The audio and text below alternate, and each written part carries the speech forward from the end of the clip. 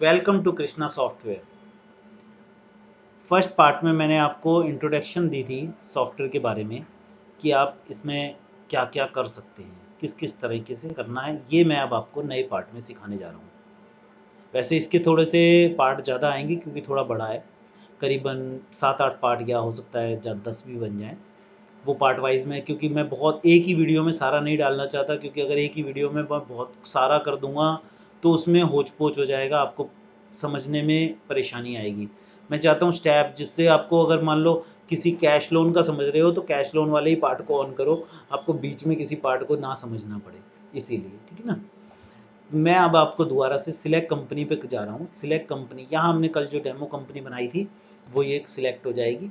उसके बाद फर्स्ट मैं आपको पार्ट जो शुरू कर रहा हूँ, एंट्री से शुरू करूँगा, और एंट्री भी फाइनेंस एंट्री। पहला मैं पार्ट फाइनेंस एंट्री का ही शुरू करूँगा। पहला पार्ट सिर्फ फाइनेंस एंट्री का होगा, उसके बाद इसकी फाइनेंस का रिपोर्टिंग का होगा नेक्स्ट पार्ट। ठीक है। सबसे पहला finance entry, finance cash entry.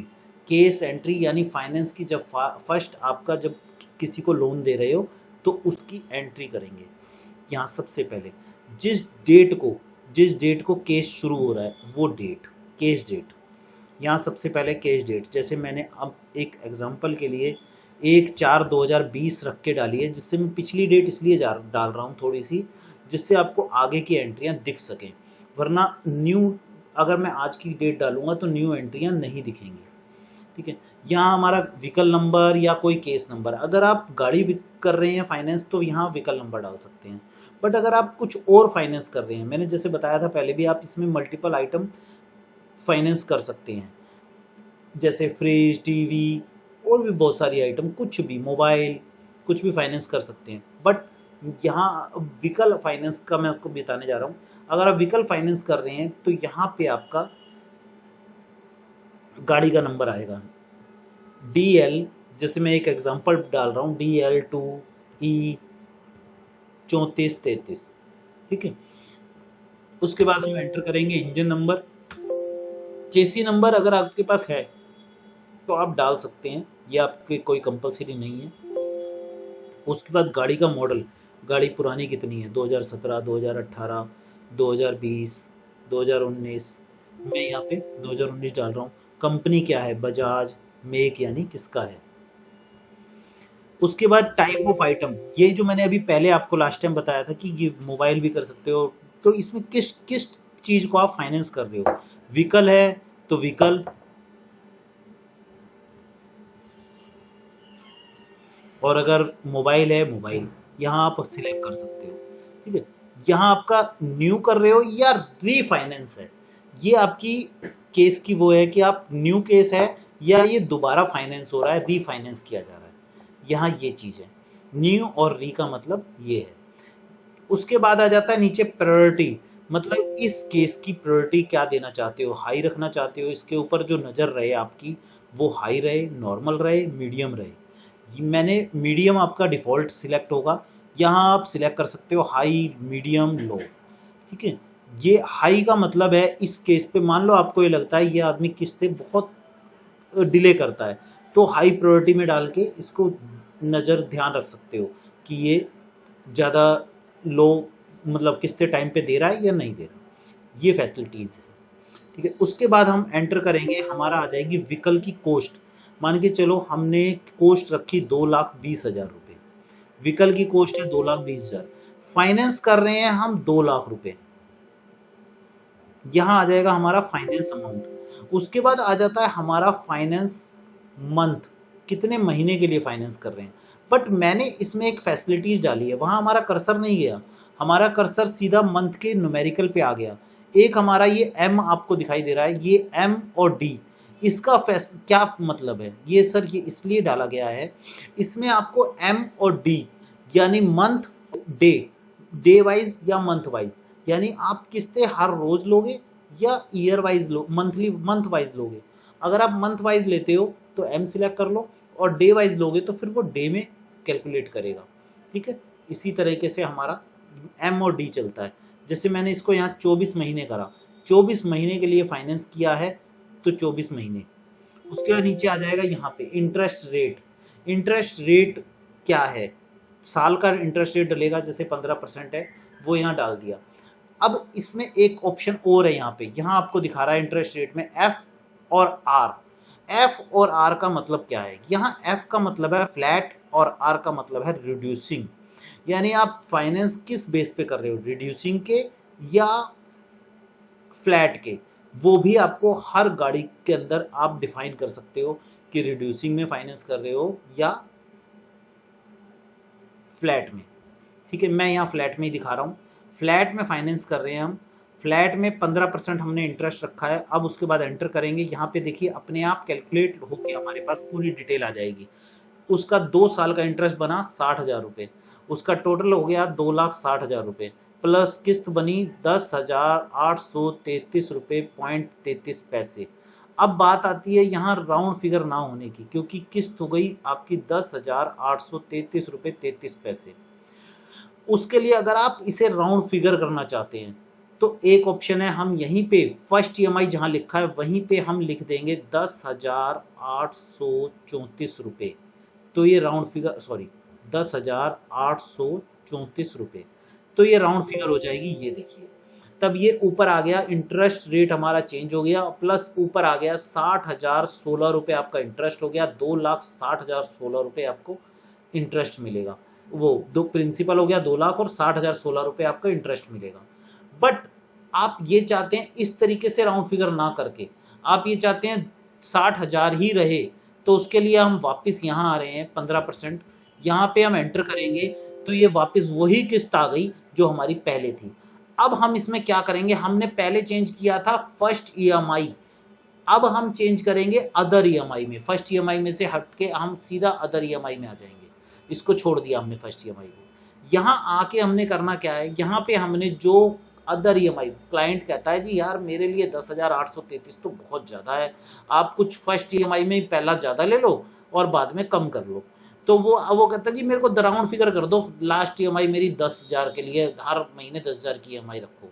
तो आपकी फर्स्ट ईएमआई हो गई 10,000, वो सॉरी लास्ट ईएमआई हो गई, बाकी नेक्स्ट ईएमआई हो गई 10,000, और फर्स्ट ईएमआई आपकी जैसे ही आप एंटर मारेंगे यहाँ चेंज हो जाएगी। ये देखिए फर्स्ट ईएमआई कैलकुलेट होके आ गई 30,000 रुपये, यानी पहले उसे 30,000 देने होंगे, उसके बाद हर ईएमआई हो गई 10,000 रुपये।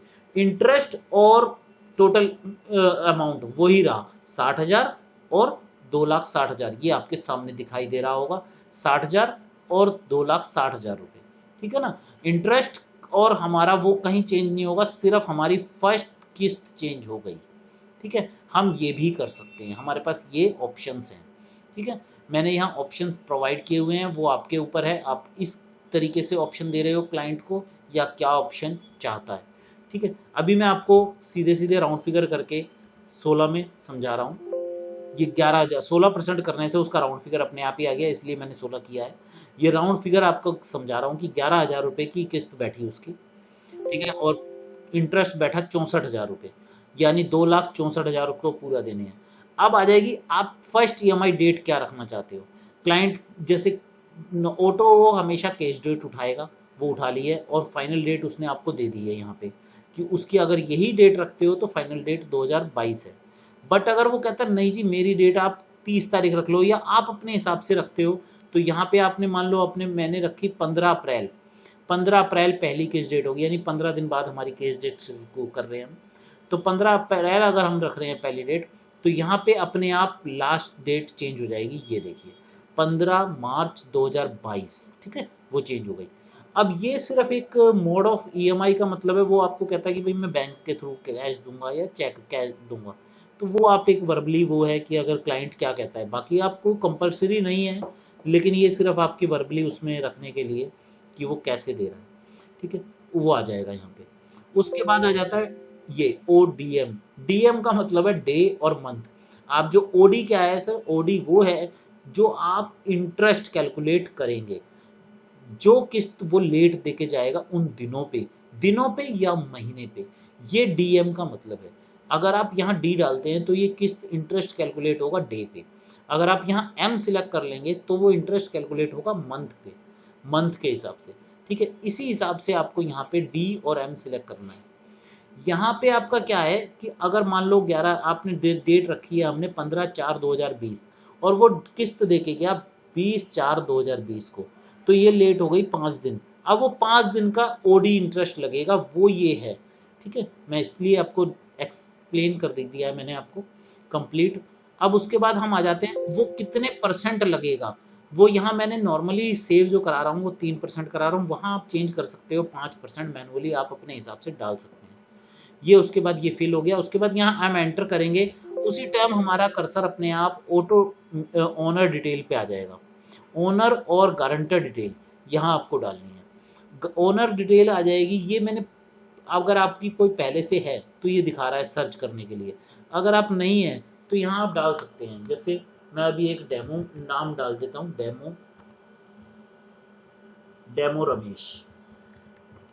ठीक है, यहाँ डेमो रमेश डाला और मैं एंटर कर दूंगा, तो उसी टाइम हमारा ये आ गया सन ऑफ पे। अब ये मेरा क्रिएट हो गया डेमो रमेश। ठीक है, उसके उसके फादर का नाम, उसके एड्रेस, जो भी आप यहाँ उसका एड्रेस बताता है वो एड्रेस रख सकते हैं। एड्रेस अगर उसका थोड़ा लंबा है तो आप नेक्स्ट फील्ड में डाल सकते हैं। उसके बाद जोन डाल सकते हैं कि कहाँ है जोन, जैसे साउथ जोन में है दिल्ली में, या किसी और जोन में है, कहीं भी वो आप जोन अपने हिसाब से एरिया के जोन बांट सकते हैं। ये जोन असलियत में किस काम आएगा आपके, मैं आपको ये भी एक्सप्लेन कर देता हूँ। ये जोन आप जब अगर मान लो ये डिफॉल्टर निकलता है और कोई प्रॉब्लम होती है, तो आप जोन के हिसाब से भेज सकते हैं कि इस जोन वाले में इस लड़के को जाना है, इस जोन वाले में इस लड़के को जाना है। ये चीज आप सिलेक्ट कर सकते हैं। ठीक है, उसके बाद हम यहाँ डाल सकते हैं पैन कार्ड, इस ओनर का पैन नंबर, कॉन्टैक्ट नंबर यहाँ आप डालेंगे, कॉन्टैक्ट नंबर, तभी आप उसको वो भेज पाएंगे। व्हाट्सएप अगर भेज रहे हैं तो व्हाट्सएप, या उसको एसएमएस कर रहे हैं तो एसएमएस यहाँ पे आप डालेंगे। उसके बाद आ जाता है उसका आधार नंबर, उसके बाद उसका एलआईसी यानी लाइसेंस नंबर। ठीक है, उसके बाद हमारा आ जाता है बैंक नेम। अगर उसने बैंक का अपने आप, एक होता है ना बैंक की चेक ली है आपने सिक्योरिटी के लिए, तो यहाँ बैंक नेम डाल के और अकाउंट नंबर डाल के सेव कर सकते हैं। उसके बाद यहाँ हमने 2 गारंटर का ऑप्शन रखा है। फर्स्ट ये आ गया, एक नीचे है, यहाँ पे 2 गारंटर हैं। ठीक है, पहला ये गारंटर आ जाएगा, पहला गारंटर है ये। यहाँ पे आप डेमो गारंटर का मैं लिख रहा हूँ,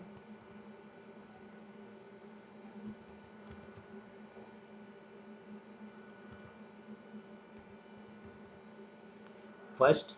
यहाँ पे उसकी सन ऑफ, एड्रेस, ये कंप्लीट डिटेल्स आ जाएंगी, और अदर कोई डिटेल रखना चाहते हो वो यहाँ रख सकते हो। उसके बाद हमारी यहाँ पे आ जाएगा सेकंड गारंटर।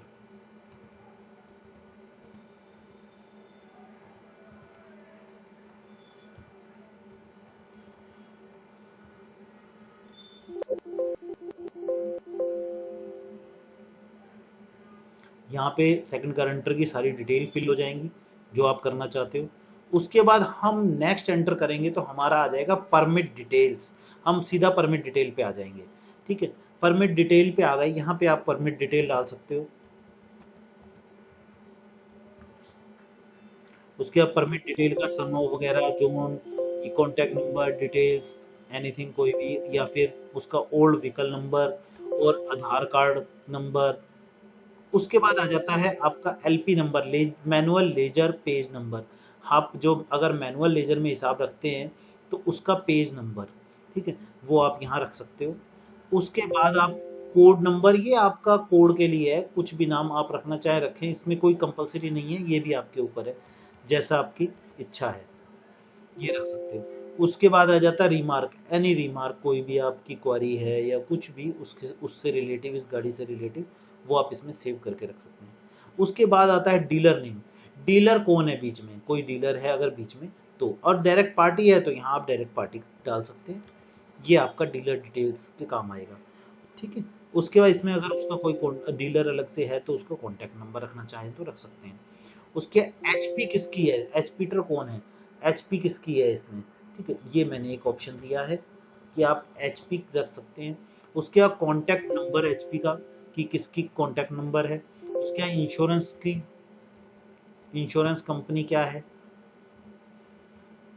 उसके बाद आईडीबी वैल्यू क्या है, जैसे हमने 2 लाख फाइनेंस किए हैं तो उसकी आईडीबी वैल्यू क्या थी उस टाइम, मान के चलो 1,90,000 रुपए आईडीबी वैल्यू थी, तो हमने वो यहाँ डाल दी जो इंश्योरेंस के अंदर। और उसका प्रीमियम क्या था, मैंने एक एग्जांपल डाल रहा हूँ, मान के चलो 1545 रुपये उसका प्रीमियम था, तो प्रीमियम डाल दिया। उसकी स्टार्टिंग डेट क्या है और एक्सपायरी क्या है, यहाँ ये आ जाएगी। ठीक है, एक्सपायरी अपने आप 1 साल की दिखा देगा, बाकी अगर 2 साल का या 5 साल का है तो आप डेट यहाँ सिलेक्ट कर सकते हैं। उसके बाद हमारा यहाँ कंप्लीट हो गया, बट अभी सेव नहीं हुआ है। अब हम यहाँ हम एंटर करेंगे तो हमारा यहाँ नीचे एक सेव का बटन है, कर्सर उस पर आ गया है। अब हम दोबारा अगर एंटर करेंगे तो ये पूछेगा सेव के लिए, सेव यहाँ एंटर करते ही सेव हो जाएगा। सेव होने के बाद यहाँ पूछेगा पेमेंट डिटेल के लिए। ये पेमेंट डिटेल क्या है, यानी जो आप फाइनेंस कर रहे हैं 2 लाख रुपए, वो पे कैसे कर रहे हैं। 2 लाख रुपए आपने कैश दिया है, चेक दिया है, वो अपनी बुक्स में रखने के लिए, जब भी तो आपके बुक्स में काम करेगा, कैश दिया है या चेक दिया है। बुक्स में जब तक नहीं चढ़ेगा, देखिए यहाँ फाइनेंस तो चढ़ गई, अगर आप ये पेमेंट डिटेल नहीं डालते हैं तो बुक्स में नहीं गया है। फाइनेंस हो गया, फाइनेंस लेजर तैयार हो गया, बट बुक्स लेजर आपका जैसे कैश बुक या बैंक बुक लेजर तैयार नहीं हुआ। ठीक है, यहाँ हम यस करके पेमेंट डिटेल डालेंगे। उसका यहाँ पे हमारा ऑटो वाउचर आ जाएगा, आपको कुछ नहीं करना। आपकी यहाँ डेट आ जाएगी, किस डेट को आप दे रहे हैं, जो केस डेट है नॉर्मली वही दिया जाता है। उसके यहाँ आ जाएगा आपका कि बैंक से दे रहे हैं या कैश दे रहे हैं।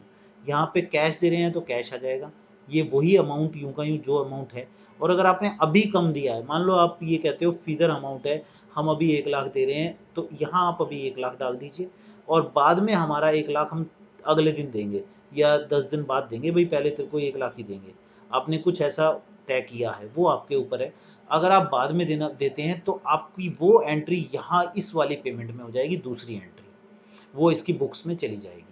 आप बाद में भी यहाँ एंट्री कर सकते हैं, लेकिन ये जरूरी है, वरना अगर आपने ये एंट्री नहीं करी तो आपकी जो बेस बैलेंस शीट है, जो आपको सीए या किसी भी चार्टर्ड अकाउंटेंट को देनी है या अपने अकाउंटेंट को देनी है, जो मिला सके बैलेंस, बैंक बैलेंस वगैरह, वो नहीं मिलेगा आपका अगर ये एंट्री आपने नहीं करी। इसलिए ये एंट्री करना बहुत जरूरी है। ठीक है, यहाँ पे आप सिलेक्ट करेंगे, यहाँ पे आपका फिर मैंने नरेशन, अगर आपने चेक दिया है तो नरेशन, कैश दिया है तो नरेशन वैसे कुछ होती नहीं है, फिर भी अगर आप डालना चाहें तो यहाँ कुछ भी डाल सकते हैं। उसके बाद सीधा हमारा कर्सर नीचे आ जाएगा रिमार्क पे, ये सेव हो जाएगा। रिमार्क में भी आप अगर कुछ डाल के सेव कर सकते हैं। यहाँ पे मैंने सेव एंटर किया, ये सेव हो गया, ये मेरी एंट्री सेव हो गई, ये केस चढ़ गया है, केस एंट्री हो गई। अब अगर इसी एंट्री को मैं सर्च करना चाहूंगा तो यहाँ नीचे सर्च ऑप्शन दिया गया है, इस सर्च ऑप्शन में आ सकते हैं। मैंने इसमें मल्टीपल सर्च ऑप्शन रखे हैं, मल्टीपल, आप ओनर नाम नेम से, गारंटर नेम से, ओनर के कॉन्टैक्ट नंबर से, मल्टीपल सर्च ऑप्शन है, कई नामों से सर्च कर सकते हैं। जैसे मैंने यहाँ देखो डेमो रमेश रखा था, तो ये देखिए मैंने खाली डेमो डाला, उसी नाम से आपका सर्च हो गया। या फिर आपका गाड़ी नंबर, जैसे मान लो 3433 रखा था, 3433 से भी सर्च हो जाएगा। हम मल्टीपल ऑप्शन है हमारे पास। यहाँ अगर हम मान के चलिए, मैं इसको रीस्टार्ट कर रहा हूँ फॉर्म, ओल्ट एन दबा के, यहाँ ओल्ट एन दबा रहा हूँ, उसको यस कर दिया, रीस्टार्ट हो जाएगा, प्लेन हो गया फॉर्म। उसके बाद यहाँ मैं रमेश भी लिखूंगा, रमेश, देखिए तब भी ये सर्च हो जाएगा। यानी नाम के बीच में से भी सर्च करूंगा तो भी ये मेरे पास सर्च होके आएगा। ये ऑप्शन मेरे पास किसी सॉफ्टवेयर में नहीं डाला हुआ था हमने, लेकिन अब हमने इसमें ये फीचर दे दिया है कि आप खाली नाम से भी सर्च कर सकते हैं। नाम के किसी हाईलाइट, जैसे मान लो सरनेम है, उससे भी सर्च कर सकते हैं, बंसल, महेश या ओटो या एनीथिंग, बहुत सारे सरनेम होते हैं, सिंह, जो भी सरनेम है आप उससे सर्च कर सकते हैं। ठीक है, यहाँ पे आप सर्च करके नीचे सिलेक्ट करेंगे, नीचे आ जाएगा, यहाँ एंटर करते ऊपर दोबारा वापस फिल हो गया हमारा। हम यहाँ पे ओनर डिटेल देख सकते हैं, यहाँ आके ये हमारी ओनर डिटेल वापस फिल हो गई। ये हमारी इसलिए फिल हुई है कि अगर हमें सर्च करना है उसके लिए, ये सिर्फ सर्चिंग के काम आती है। और यहाँ मान लीजिए उसका कॉन्टैक्ट नंबर चेंज हो गया है, या हमने सन ऑफ या एड्रेस गलत डाल दिया है, या एड्रेस उसका चेंज हो गया है किसी का भी, तो हम यहाँ अपडेट कर सकते हैं। ये डिटेल इसलिए ओपन हो रही है। ठीक है सर, ये हमारी ये आ गई। उसके बाद हमें इसको कोई व्हाट्सएप, एसएमएस या कुछ भी भेजना है तो यहाँ हम सेंडिंग सिलेक्ट करेंगे। यहाँ हमने जो वो फ़ोन नंबर वहाँ डाला था वो यहाँ आ जाएगा। यहाँ जो हमने ये ऑनर में डाला था वो फ़ोन नंबर हमारे पास यहाँ शो हो रहा है। अब यहाँ से हम एसएमएस, मेल और व्हाट्सएप कर सकते हैं। यहाँ हम उसको भेज सकते हैं व्हाट्सएप भी। अगर अब मैं आपको एक बार व्हाट्सएप वैसे भेज नहीं रहा, मैं सिर्फ व्हाट्सएप का फॉर्म खोल के दिखा रहा हूँ।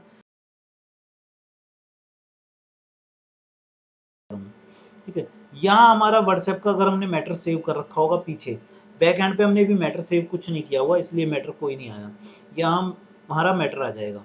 ठीक है, उसके बाद यहाँ हम मैटर सेव कुछ अलग से भी कुछ लिखना है तो यहाँ टाइप कर सकते हैं। ठीक है, उसके यहाँ हम अगर सेंड बटन दबाएंगे तो व्हाट्सएप सेंड हो जाएगा, बट उससे पहले हमें ओपन क्रोम करना पड़ेगा। ओपन वेब क्रोम करके, वेब व्हाट्सएप करके, हम जब वो ओपन हो जाएगा तो उसके बाद हमें सेंड करना है। ठीक है, यहाँ हमारा व्हाट्सएप सेंड हो जाएगा। उसके अभी मैं यहाँ आपको व्हाट्सएप सेंड करके नहीं दिखा रहा, वो मैं बिल्कुल आखिर में दिखाऊंगा। अभी आप यहाँ मैं एग्जिट हो रहा हूँ। वैसे आप करना चाहें तो व्हाट्सएप सेंड कर सकते हैं, अभी रेडी और है बिल्कुल हमारा, इसमें हमें कोई चेंजिंग नहीं करनी है, हमारा व्हाट्सएप रेडी है। ठीक है, ये अब आपका एक फार्म, केस फार्म कंप्लीट हो गया है।